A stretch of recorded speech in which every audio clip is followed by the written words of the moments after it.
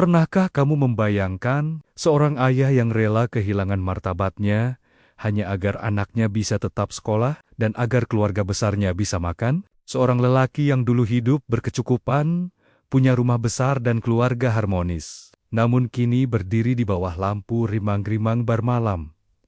Menari bukan untuk kesenangan, melainkan demi sesuap nasi dan memenuhi kebutuhan ekonomi. Malam itu, Raka menatap bayangannya sendiri di cermin ruang rias belakang panggung bar. Hingar-bingar musik di bar terdengar keras, namun hanya kesunyian yang ada dalam dirinya. Ia bertanya lirih pada dirinya, "Aku masih lelaki terhormat, atau aku hanya tubuh yang kehilangan arah?" Inilah kisah pengorbanan seorang duda miskin yang dipaksa keadaan menjadi sesuatu yang paling ia benci demi orang-orang yang paling ia cintai.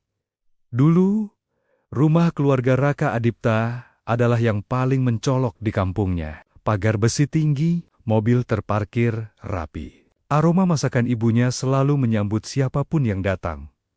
Ayahnya, Pak Sarno, dikenal sebagai juragan cabai. Ibunya, Bu Ratmi, perempuan lembut yang disegani. Raka, anak sulung kebanggaan keluarga, dan istrinya, Maya, perempuan yang dulu bersumpah hidup mati bersamanya.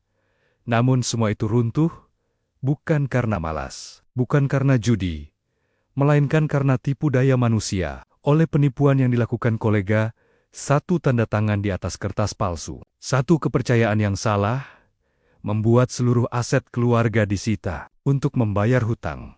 Dalam hitungan bulan, mereka pindah dari rumah besar ke rumah kecil peninggalan nenek, rumah yang masih menjadi aset keluarga, bukan miliknya. Maya berubah sejak hidup mereka jatuh.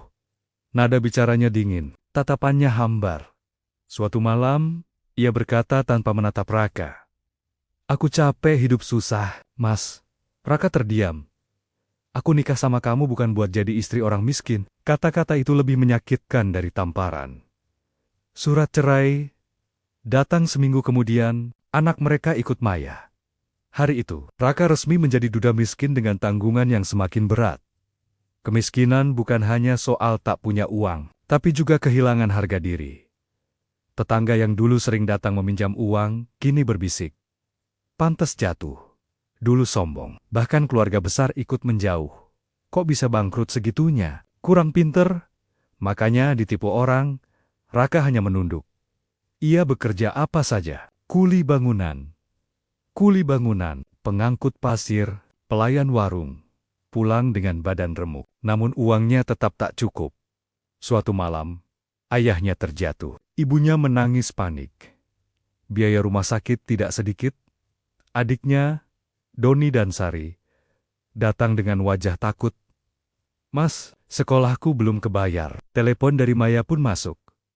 "Raka, uang sekolah anakmu nunggak." Raka menatap langit-langit rumah sempit itu. Dadanya sesak.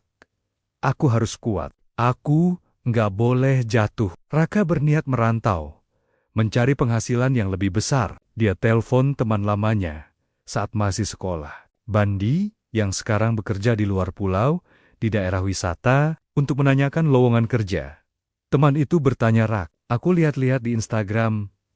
Tubuh kamu massal dan bagus ya. Gampang itu untuk dapat duit di sini. Mau nggak? Duitnya gede. Cepat." Raka ragu.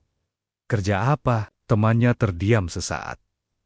"Hiburan malam." Nggak kotor. Cuma menghibur pengunjung aja." Raka menolak. Harga diri masih ia pegang. Namun malam ketika ibunya butuh obat mahal dan dompetnya kosong, ia menyerah. Raka berangkat ke pulau. Seberang dengan uang pinjaman dari Bandi, Raka bekerja bersama Bandi di sebuah bar. Bar itu tidak gelap, tapi juga tidak terang. Lampu merah, biru, dan ungu bergantian menyinari panggung. Musik berdentum. Tawa terdengar palsu. Raka berdiri kaku di balik tirai. "Santai aja," kata manajer. "Anggap orang di depanmu nggak ada." Bandi memberi semangat. "Dulu aku juga gitu. Awal-awal tuh, wajar deg-degan. Tapi kan pakai topeng juga." Nggak ada orang yang tahu. Raka pun meyakinkan diri. Dia keluar tirai naik ke panggung, memamerkan lekuk tubuhnya, kecuali mukanya yang tertutup rapat topeng. Musik menggema, lututnya gemetar. Ia menari, menghafal jeroken-jeroken yang sudah ia pelajarin beberapa hari bersama pelatihnya. Bukan dengan bangga, tapi dengan rasa malu yang menusuk tulang. Malam itu, ia pulang dengan uang lebih banyak daripada sebulan kerja kasar. Dan ia menangis di kamar mandi kosnya. Hari berganti malam, malam berganti minggu. Raka mulai terbiasa. Bukan terbiasa menikmati, tapi terbiasa menahan diri. Setiap uang yang diterima, langsung dikirim ke rumah. Ibunya bisa berobat, ayahnya terapi, adiknya lanjut sekolah. Anaknya tersenyum lagi. Dan itu membuatnya bertahan. Nama aslinya jarang dipanggil. Ia dikenal dengan nama panggung, White Rabbit, karena dia memakai topeng kelinci putih. Tamu-tamu menyukainya, karena ia pendengar yang baik. "Kamu beda," kata seorang tamu wanita. "Kamu bikin aku ngerasa nggak sendirian." Raka hanya tersenyum pahit. Ia tidak menjual tubuh sepenuhnya. Ia menjual kehadiran. Suatu malam Bandi menghampiri Raka setelah perform. "Rak, mau duit lebih gak?" "Gede ini mah." Raka bingung. Maksudnya, Bandi akhirnya menceritakan ke Raka, ada tante yang ingin menyewanya, menemaninya beberapa hari berlibur, dan tentu sambil memuaskannya. Raka tegas menolak. Bandi pun tak bisa memaksa.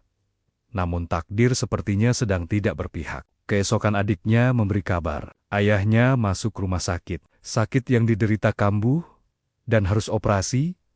Biayanya sangat mahal dan tak masuk akal. Keluarga di kampung menangis, memohon Raka segera mengirimkan uang.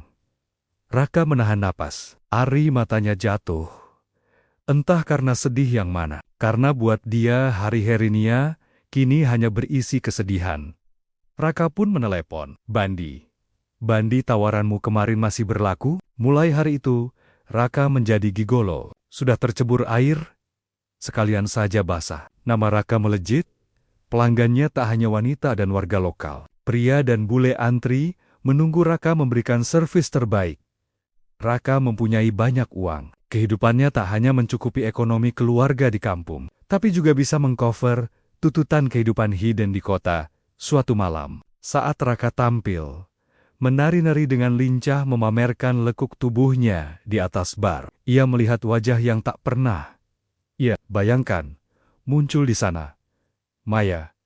Dia melihat Maya dan teman-temannya. Di bar itu, mata mereka bertemu. Waktu seakan berhenti. Tak ada kata, tak ada marah. Meski Maya tak mengenalnya, Raka merasa hancur. Saat Maya pergi, Raka duduk lemas di belakang panggung. Malam itu, ia merasa mati sebagai lelaki. Dia mengingat bagaimana dia membesarkan anaknya dengan uang hasil dari pekerjaan yang tak benar. Raka mulai menabung. Ia ingin keluar. Suatu pagi, ia menulis surat. "Aku mungkin bukan anak, ayah, atau kakak yang sempurna. Tapi semua yang kulakukan, hanya agar kalian tetap hidup dengan layak." Air matanya jatuh di kertas. Surat itu tak pernah ia kirimkan ke siapapun. Namun ia lipat dan simpan di dompet. Sebagai pengingat, Raka berhenti menari dan menjual tubuhnya. Ia kembali ke kampung. Membuka warung kecil, tidak mewah, tidak juga membuat cepat kaya. Namun jujur dan cukup memberinya rezeki secara halal. Ia masih menyimpan luka, namun juga harapan saat anaknya memeluknya dan berkata, "Bapak hebat." Raka tersenyum. Dalam hatinya menangis haru untuk pertama kalinya. Ia merasa menang, meski dunia tak pernah tahu pengorbanannya.